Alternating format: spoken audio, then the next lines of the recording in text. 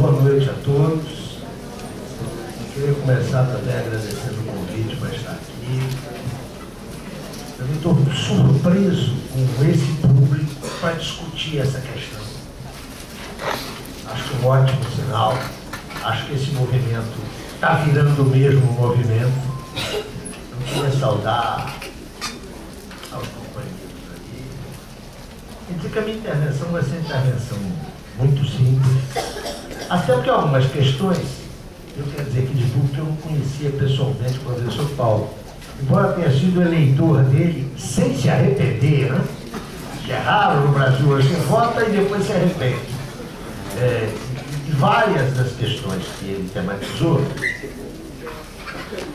eu vou dar por supostas. Eu quero apenas começar com algo que o professor falou muito rapidamente, mas que é, para mim, o caroço do movimento pela unidade popular, que é a relação de capitalismo e democracia.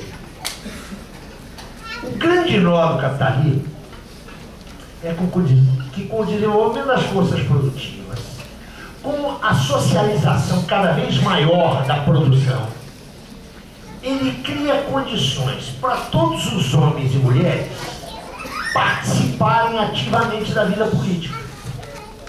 Ou seja, o capitalismo socializa a política, mas ele não socializa o poder político. Vejam que coisa curiosa. Ele cria condições para que todos nós possamos romper aquela velhíssima distinção entre governantes e governados, dirigidos e dirigentes. Ele cria condições para isso. Mas ele não pode sobreviver se se realiza. Quando a gente discute democracia na Universidade Brasileira, quando a gente discute uma universidade com um conteúdo popular, que significa uma exigência de um padrão unitário altíssimo de qualidade. Quero retomar a expressão do professor. Nós queremos uma universidade que seja pública, que seja gratuita, que seja laica e que seja competente. Ninguém aqui está contra a religião. Mas as confissões religiosas, se querem ter as suas escolas, que as abram e que as mantenham, sem um centavo do Estado. Então, a universidade que nós queremos é pública, laica, democrática, competente. Mas isso colide com esses valores que vêm lá de trás, como bem lembrou o professor, do liberalismo clássico, colide com a estrutura da sociedade brasileira.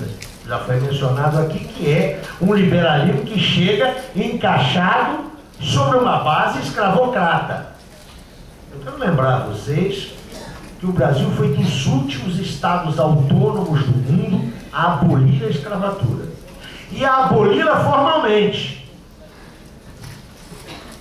Eu não nasci no tempo do Velho Testamento. Tá? Estou velhinho, mas nem tanto. Vocês sabem o que era comum no meu tempo de criança? É dizer assim para o menino: menino, faz trabalho de branco. Olha o que está contido aí. Preto não presta. Na minha terra, até hoje se diz, eu vou usar uma linguagem elegante, por favor: preto, quando não suja na entrada, suja na saída. Olha o profundo racismo dessa sociedade. Mas não é só racismo. É porque o negro é o escravo. Então o trabalho não é feito para a elite liberal. Eu quero lembrar para vocês, e todos sabem disso, que os primeiros cursos de nível universitário, notem, cursos jurídicos, não por acaso estamos numa escola de direito, foram os primeiros cursos superiores no Brasil. 1824, 1825, salvo erro. As faculdades de Direito de São Paulo, que hoje é a faculdade da USP, ali do lado de São Francisco, e a de Olinda, que hoje está na Escola de Direito do Recife. Nós só tivemos universidade aqui, e eu conto isso e as pessoas acham que é brincadeira, quando um rei belga visitou o país em 1910. Havia que dar a ele um título de doutor honoris causa, mas não tinha universidade. Então o governo da República Velha criou o que é hoje a Universidade Federal do Rio de Janeiro, que saiu num decreto, concedeu ao rei, não sei se Alberto ou Leopoldo desses aí da vida, o título de doutor honoris causa, que ela não existia, ela era uma ficção. A primeira universidade que se constitui nesse país como universidade é a Universidade de São Paulo, a USP. Quem a constrói? E aí vamos para saber a quem o conhecimento serve. Certamente aqui há grandes admiradores da USP. Ó, USP, templo do saber. A USP foi construída pelos derrotados, pela oligarquia derrotada, em 1932, e teve como carro-chefe a família Mesquita. E ela foi construída com os professores, a nata dos professores franceses. O Chico tinha que saber francês para assistir às aulas na universidade. O que eu quero ressaltar com isso? O que eu chamo de tara elitista da Universidade Brasileira. Ela tem uma tara que acompanha desde a sua origem. Ela não é feita para filho de trabalhador, não é feita para filho da pequena burguesia tradicional.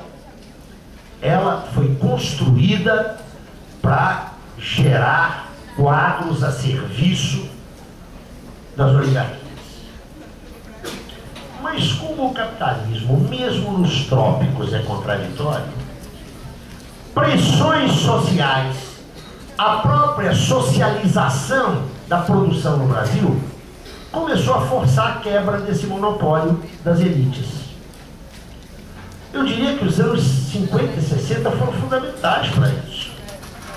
Eu sei que a maioria de vocês, ou suponho que a maioria de vocês, estudantes, pelo que eu vejo daqui, não devem ter muito boa impressão da Uni hoje, não é? Eu sei, tudo bem, vocês não precisam falar, é o departamento do Ministério da Educação. Tá? Eu quero dizer para vocês que a fala do professor Riso me fez fazer uma viagem na história. Né? A greve no início dos anos 60 por ter um quarto da representação estudantil, os 25%. Quero dizer para vocês que o movimento estudantil contribuiu decisivamente para pressionar no sentido de reverter essa tara elitista. Eu não vou me perder numa análise histórica, porque a gente tem depois muito que conversar com vocês. Queria só sinalizar que essa tara elitista não foi revertida na Universidade Brasileira até hoje. O dado que o professor apresentou aqui é estarrecedor. Mais de 80%, segundo as estimativas que eu tenho conhecimento, 83% das matrículas no ensino superior são oferecidas pela rede privada. Quero chamar a atenção de vocês que nos últimos anos já há empresas estrangeiras operando no ensino superior brasileiro. Tá? O que não é uma coisa para a gente desprezar. Tá?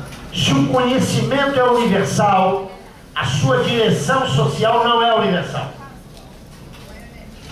Eu quero reservar essa discussão para o final da minha intervenção, porque eu também estou convencido como professor que neste momento, ao contrário do que as aparências indicam, as lutas de classes no interior da universidade são intensíssimas.